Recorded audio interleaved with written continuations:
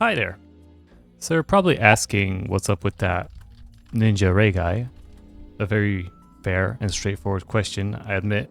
But bear with me because I would like to answer it in a super roundabout way. I think it will be best to start off by taking a look at the main menu. This time for real.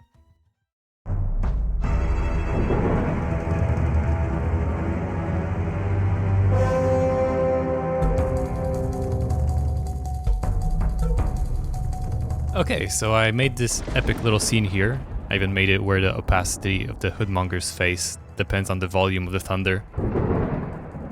You know, I just found it pretty funny for this goofy children's comedy game to have this super serious epic main menu. Anyway, so we got the options, which are the exact same as the in-game options that I showed in the last video, but without the skin selection tab. For the skin selection, I made this separate mini scene where you can choose your fighter. Wait, what the F?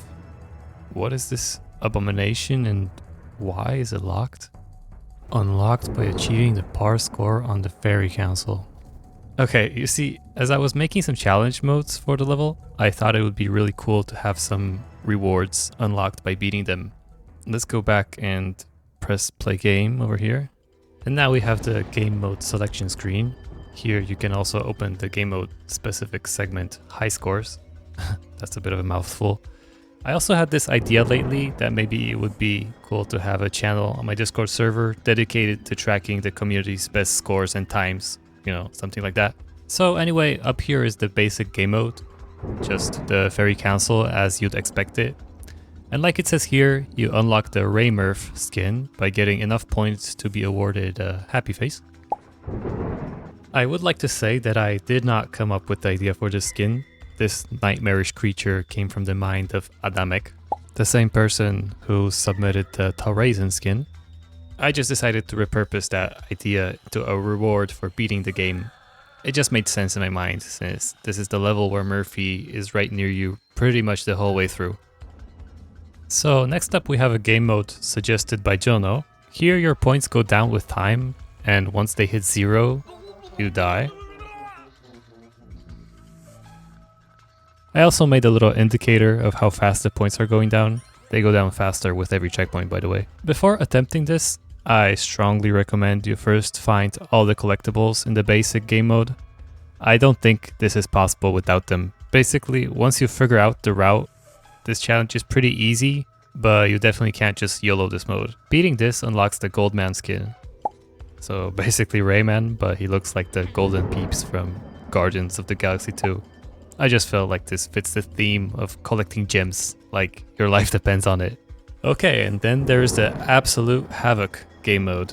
In other words, the super duper hard mode. Beating this unlocks the Rayabusa skin.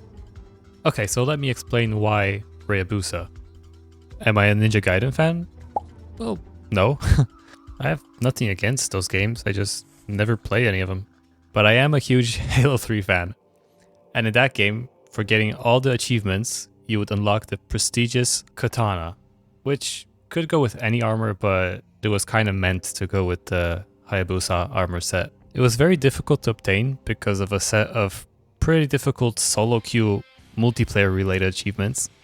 Therefore, needless to say, every kid dreamed of rocking that katana on the back of your Spartan. I think you can see now how I thought that this homage to one of my favorite armors in one of my favorite games would be a perfect fit as a reward for beating the hardest challenge in my game. And I gotta say, making this skin turned out to be a pretty big challenge for me as well, but more on that later. Story time will come after I finish with the project updates and Discord questions. You can always use the video chapters to jump ahead if you're uninterested in the questions or any specific updates, of course. So, there you have it. Question answered. Now, I would like to talk about the hard mode some more. Firstly, I feel a strong need to apologize in advance because it's really, really hard. I basically set out to make more of a meme difficulty than an actual hard mode. Like, this is a super cursed version of the Fairy Council, just like it says here. But it is possible. I spent many hours testing that to make sure. Listen, I spent 2 years working on a level that anyone can beat in like 10 minutes. I need this mode to trick at least some people into playing some more. Like, I really don't expect many people to grind this out, but I hope there will be at least some masochists out there, hopefully even streaming their attempts, as that is something I would love to watch. Oh, and on the topic of prolonging the game, I'll just mention that the level is fairly packed with Easter eggs. Maybe I should also make a channel on the server for people to post their finds. I think that sounds like it could be fun. Anyway, working on this nightmare mode turned out to be really good for the game, actually, in a way that I didn't expect. It turned out that a mode that requires pretty precise movement really can show a lot of cracks and bugs that you have in your gameplay. Stuff that just didn't show up in the regular level because of how easy it is. Who would have thought, right? So, working on this mode, I found a good amount of bugs and missing features in regard to stuff like target locking, edge grabbing, etc. It's a little hard to talk about specifics, as I don't really want to spoil too much that I have in store for the utter death mode, but I can definitely spoil a little. One example would be this Spider-Man section. In the complete carnage mode, I have these poto crabs for which you need to properly time your jumps to get through. Now, let's say you are in a bit of an awkward position and you don't feel like jumping up, but rather just want to drop down instead. Prior to making the hard mode, there was no other way of disengaging from this mode other than jumping, because the need for it just never came up in the regular level. I had to put some obstacles here to realize that, yeah, so now just by pressing the S key, you let go and start falling. Okay, I know this is a pretty insignificant example, a minor oversight really, but I think this next one is pretty big, maybe controversial even. So you know how in the original game, basically the lock-on target would get chosen based on Rayman's position? Well, this made sense in a game where you couldn't really move the camera around very freely. In my version, as you would expect, you use the mouse or controller to look around with ease. However, having free aim combined with target locking based on your character's orientation, I found to be somewhat unintuitive. And again, this became more noticeable in the hard mode where you have more enemies to choose from. So I decided to make the executive decision to change the target locking to be based on the camera and not Rayman. But this system had its own flaw. There's no time to lose. We must get to reach the stop line of the world. Hey, check it out. It basically made the battle mode redundant, as you could just no-scope 360 everyone in sight just by spinning the camera. To fix this, I came up with a system which is a blend of the old and new. Here's how it works. So I have my camera looking at the target and everything is fine. I attack and Rayman hits the target. But if I make Rayman look the other way, this gray crosshair will appear, indicating that if you attack now, you won't attack that target. See, I press the attack button and he just punches into the void. I turn around, he starts punching the button again. However, if I press the lock-on strafe button, then Rayman will immediately orient himself to this grayed out target and keep following it as you'd expect. As a way to reinforce this system visually, I also made Rayman turn his head towards his target, though to be fair, this was there in the original, so I should have added this functionality anyway. If you rotate Rayman very suddenly, you can kind of break his neck sometimes. LOL. I should probably fix this at some point. Anyway, I really like this system and how it feels. I like how it allows you to aim with your mouse but still makes the battle mode irreplaceable for combat. And I think it allows for much more interesting gameplay encounters, which weren't possible in the original game with the original lock-on system. To reinforce this point I'm making, I'll give you another example from the Insano style mode. Here in this room, I made it where you have to kill all the slapdashes on the ledge while constantly running away from the giant rat. You can't just skip this and move on because the button platform has its own set of obstacles, which aren't really possible to navigate while the slapdashes are shooting at you. So I hope you can see for yourself that an encounter like this just wouldn't be possible with the original system, which in my opinion is just a bit of a wasted opportunity. Now it's really easy to combine combat with platforming and not have them as separate entities, which I feel like was kind of the case in the original game. Still not convinced? That's not a problem. As with most stuff like this, I made a toggle in the options to revert the aiming to the classic way, where it's based on Rayman and not the camera.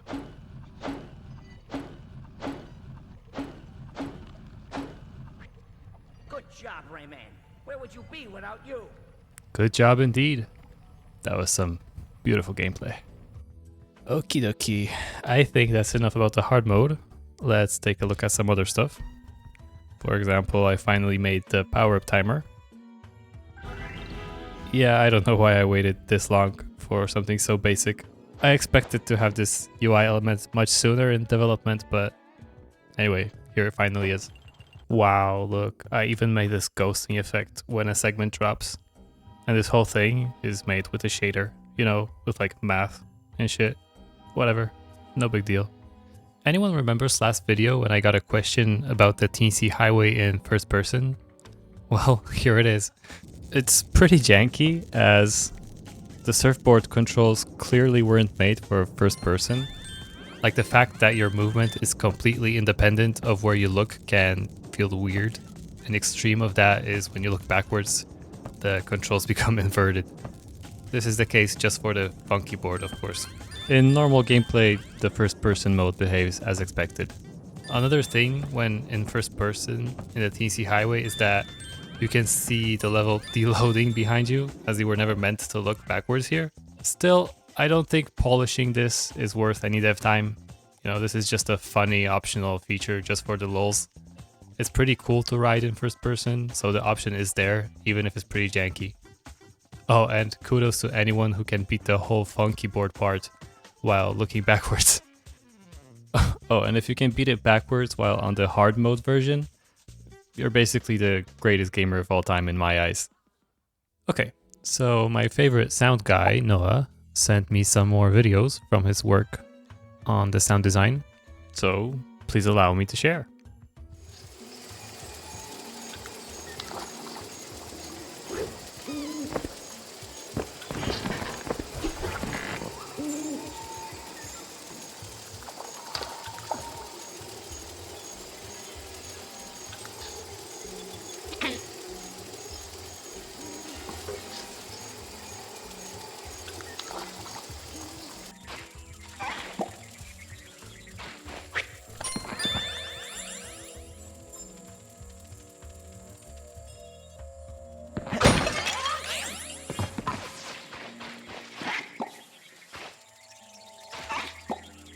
Cette pauvre! Police! Au secours! Bon temps, ce serait jamais permis!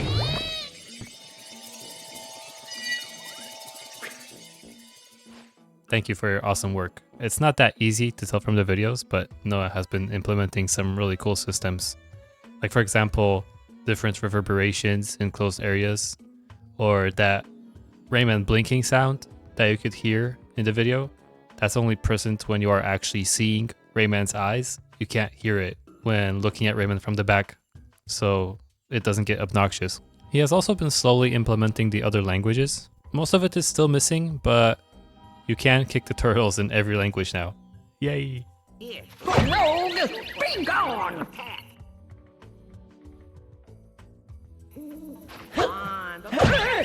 Si j'avais 300 ans de moins! I'm going to be human screaming!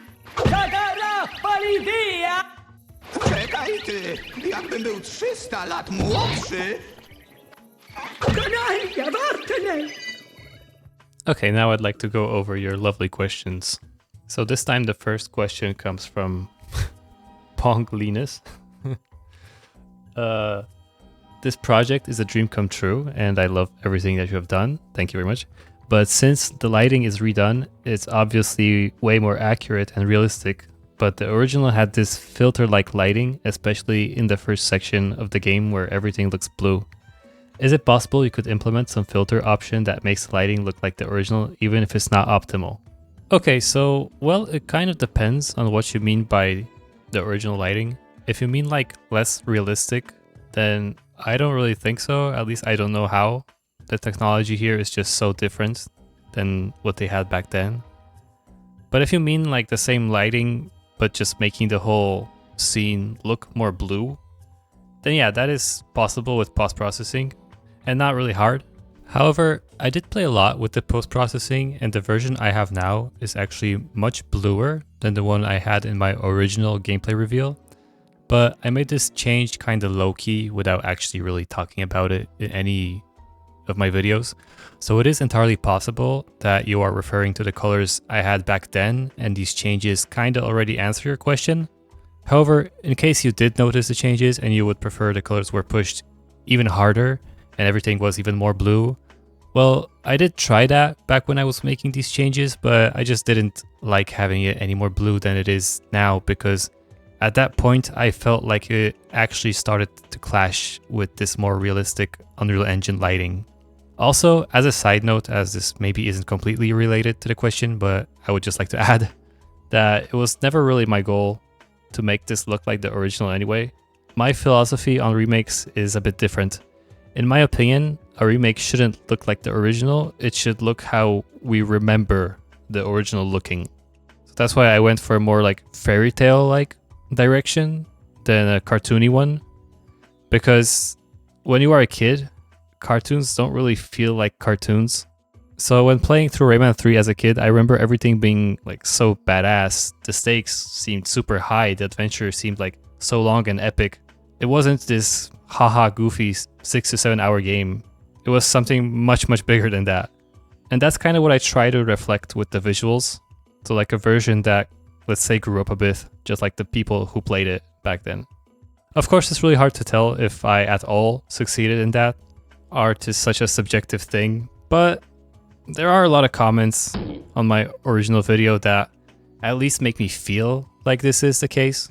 And I think that is enough to make me happy, regardless of whether that's true or not. So yeah, thank you for your question. So now we got a question from Taffy the Cat. Am I planning to add the Mario Rabbit Spark of Hope model as a playable skin in the game? And second question, any opinions on that design? So I don't really make skins for my game, aside from the 3 reward ones that I went over in this video, of course. I leave the others for the community. So if anyone makes this version into a skin, then yeah, it will be in the game, but I'm not gonna make it. As for my thoughts, sorry Sparks of Hope fans, I really don't like this design. Like, I don't like the hoodie, I don't like the eyebrows, I especially don't like that puffy hair. The shoes are okay, I guess. I don't know, Rayman looks, to me at least, like a douche here. I kind of read his face as unlikable. Like, even his hands are shaped kind of weird. It kind of looks like the fingers get super flat and wide at the ends. Sorry for being harsh, but I just personally don't enjoy looking at this. I just can't help having this feeling that I'm looking like at a knockoff version of Rayman. Which I kind of hate to say, because I'm sure a lot of work and passion went into this design, but those are just my honest personal feelings, so. There's also one more thing that I find pretty important, but this might be just a me thing. I much prefer having Rayman left with a good taste of mystery, like he was in the original games. Like, what is this? Does he wear clothes, or is he actually naked all the time? I'm kidding, but still let me elaborate on that so people don't think that I prefer Rayman being naked. The Rayman world was always super mysterious and like seemed out of my grasp of understanding. That's what I love about it. That's like my favorite part of Rayman 2. The atmosphere of that game is just like unmatched. Yeah, and Rayman's design in those games I think reflected that very well. Like, look at his torso. I have no idea what that's supposed to be made of. You look at Rayman from the Rayman 3 cover art and you can't immediately go like, ah yeah, he's wearing a t-shirt. Instead you kind of wonder whether he even has internal organs. Yeah, for me Rayman 3 is the absolute peak of Rayman design. And honestly, I think I can say that for any of the characters in that game. Like Glowbox, the Teen Seas, the Black Lums, all the Hoodlums, the freaking Kanarans, Razov and Begoniacs. Yeah, for me the character appeal in that game is like completely off the charts. So yeah, the Rayman design from Rayman 3 is my favorite. After that, I think it's the Rayman 2 in-game model.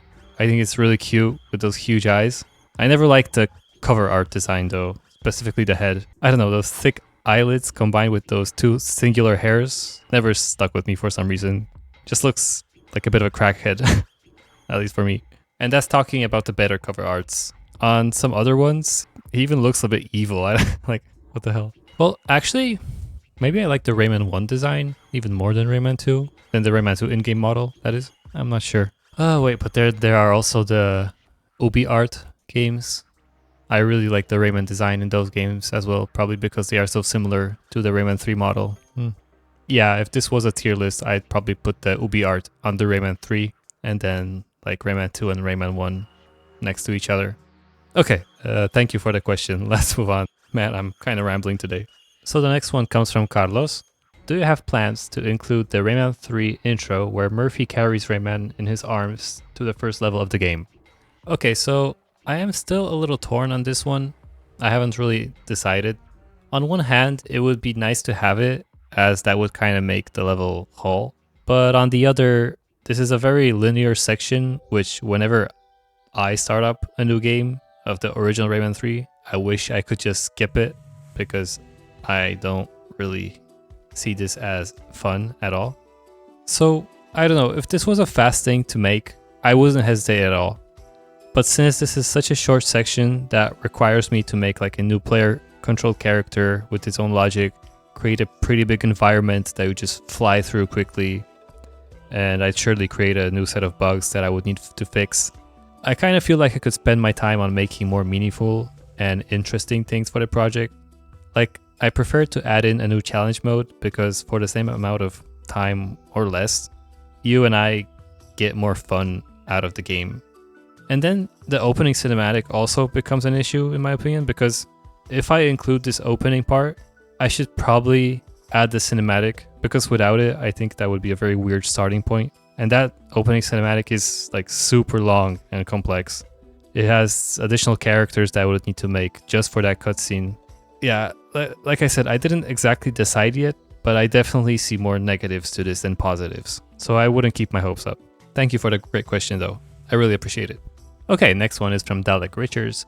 What is your favorite game engine to work with if you could choose? So the thing is, this is basically my first game. Like prior to this, I would make 3D game assets, but that never really required any engine work from me. I'd import the models and the textures, I'd assign some materials. Sometimes I would place them in the scene.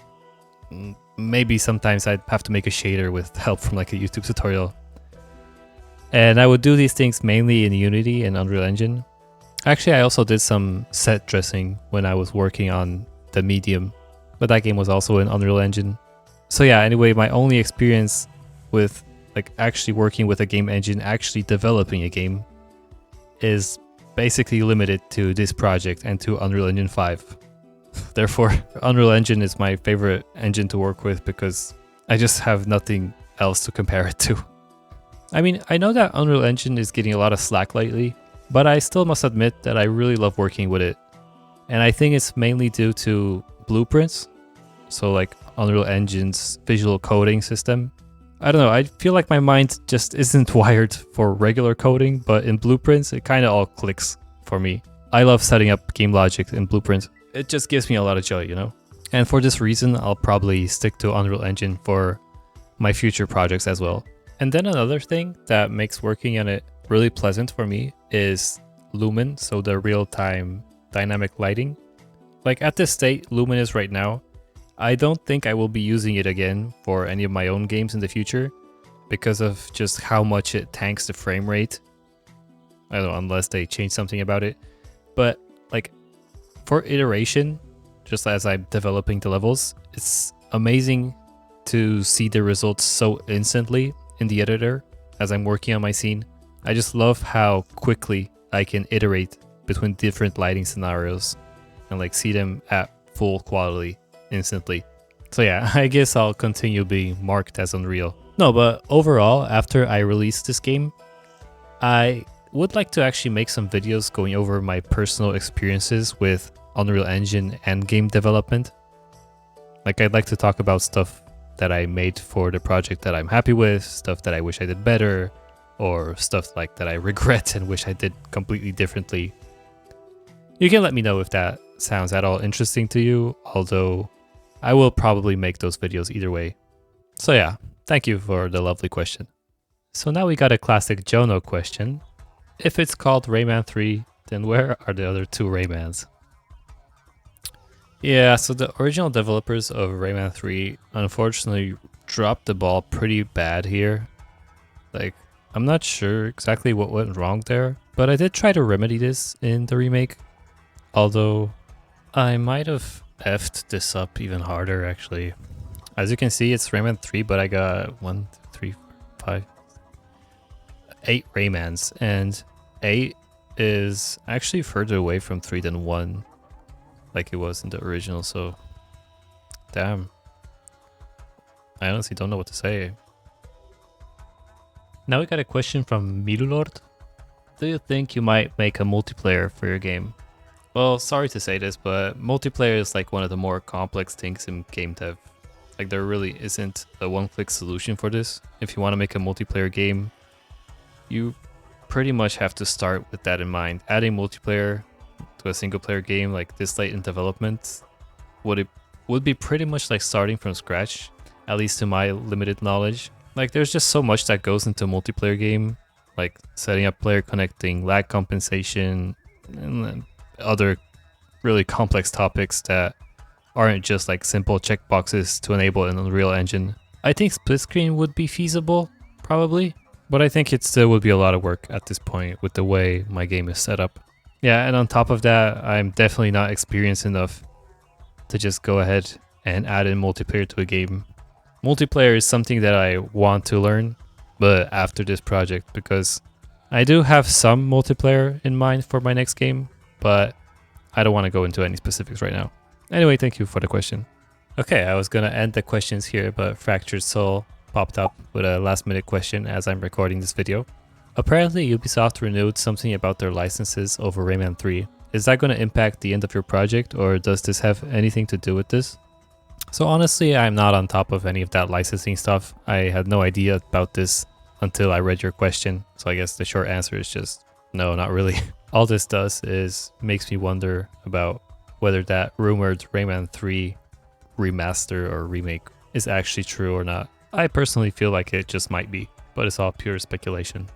So, as that is all the questions, I would love to talk about Ray Hayabusa over here.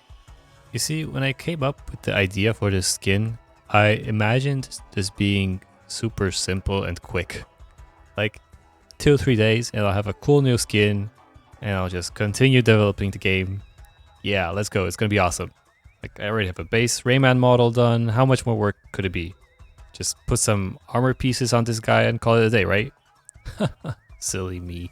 So first, the ZBrush sculpt took way longer than I anticipated. It turns out that designing body armor is a lot of work, even for a super simplified character like Rayman. Thanks to the fact that I record time lapses of everything I sculpt now, I can see that this is the most time I spent in ZBrush on a single model for this whole project. But still, that's not really a big deal. I really like how he turned out, and that's what counts the most. I don't really care that sculpting took a lot of time. I especially like how on his chest, I shaped the plates in a way where they kind of resemble abs, but also at the same time they form this circle, which you normally have on Rayman. And also this shape kind of resembles a Robo Pirate head. Okay, that last one was a bit of a stretch. Yeah, anyway, I think it all came out really neat with some nice and consistent shape language. So yeah, usually I would have the time-lapse be kind of the focus of the video, but since this one was so long, I used it more as B-roll. I had a little trouble deciding whether I should upload the time-lapse on its own as a separate video, but I decided for a bit of a half measure. I uploaded the time-lapse as an unlisted video that's linked in the description to this one. So if you're at all interested in stuff like sculpting or making 3D models, I would definitely recommend giving it a watch, as it's pretty different to my usual models. As for this project, I didn't have much opportunity to blend hard surface shapes with organic ones, like for this one. Maybe in the future, if I ever feel a craving for more views, I'll just randomly make it public. Anyway, let's get back on track. So I finished the sculpting. I'm a little tired of all this character work, but smiling, definitely happy. Now it came time for retopology. So that is the process of turning this high poly mesh made out of, I think, like 40 million points into something with much less, and then bake the high poly model into textures for the low poly to give it the illusion of detail. Just some basic 3D magic. So I ended up with around 70,000 triangles after the retopology. This may sound like a lot, but modern game main characters, I believe, tend to have upwards of like 100k. So it's like pretty average. But yeah, again, because of all of the hard surface pieces arranged in this kind of fairly complex way on his body, this was also the most challenging model to retopologize for this project. The whole process of making the low res with the baking and stuff, it actually took me more time than the sculpting itself. Though I will admit that maybe because of Nanite in a way. Nanite is like Unreal Engine's solution to have like these unlimited triangles. So because of that, I haven't had to do proper retopology in such a long time now. Yeah, and so I admit I fell out of practice a bit. I don't mean that I like forgot how to do it, but I felt like I got slower at it and made some dumb mistakes along the way that I had to go back and fix. Mistakes that I wouldn't really make if I retopologized regularly. Anyway, now is a time where things were about to get worse. Before trying to texture the model, I wanted to first take my low poly, weight paint it so it animated properly, and take a look at cloth simulation in Unreal Engine, as this is not something that I've done before. So like, you know, I wanted to test it first. Because you see, I have this epic scarf over here, and the thing is, having it dynamically simulated was pretty much the only feasible option here. I couldn't just add in bones for the scarf, because that would require me to animate the scarf for like every Rayman animation that I use, and I use like 100 different Rayman animations. That would take an insane amount of time. So yeah, dynamic simulation it is. I've watched the first YouTube tutorial I found, and alright, super easy stuff. You just paint the cloth where you want it to simulate, and you put a collider on your character's bones where you want the cloth to be like blocked so it, you know, doesn't go through the character. Awesome. Well, except not. What's going on? Why is my scarf going through Rayman? Like, this is not what's supposed to happen. It was clearly working on the tutorial. So I did some research and eventually found the culprit. A mistake I've been doing for a super long time now and just would go completely unpunished until now. So I knew that Blender and Unreal had some different world settings, i.e. differently aligned axes and different world units. But what I didn't know was what this did to skeletal meshes specifically. So I'd normally just export my model out of Blender, import it into Unreal, and it was all fine and dandy. But in the case of skeletal meshes, there was one sneaky problem. You see, when you import a skeletal mesh into Unreal, a physics asset gets created for you. This physics asset is responsible for creating bone-specific colliders that you can use for stuff like ragdolls or to make your character interact with cloth. But when you import your model from Blender with the default Blender units, the bones or something in the physics asset is 100 times smaller than it should, because the default unit in Blender is like 1 meter, whereas in Unreal Engine it's 1 centimeter. And since the bones in the physics collider are so small, the collisions you create on those bones are also very, very small. And now the cloth simulation disregards super small colliders, probably for like optimization or something, I don't know. Anyway, this was the reason why my scarf would just phase through the body. Alright, I mean, fine. I'll just change the unit size in Blender, apply my character's new scale, and re-export. Like, what's the problem? Look, it's working perfectly, like right away. Nothing else left but just to go ahead and play. Oh no. God, what now? So it turns out that I need to re-export all the animations now, scaled up 100 times. Well, yeah, that does make sense actually. It's gonna be some boring labor, but won't be too bad for sure.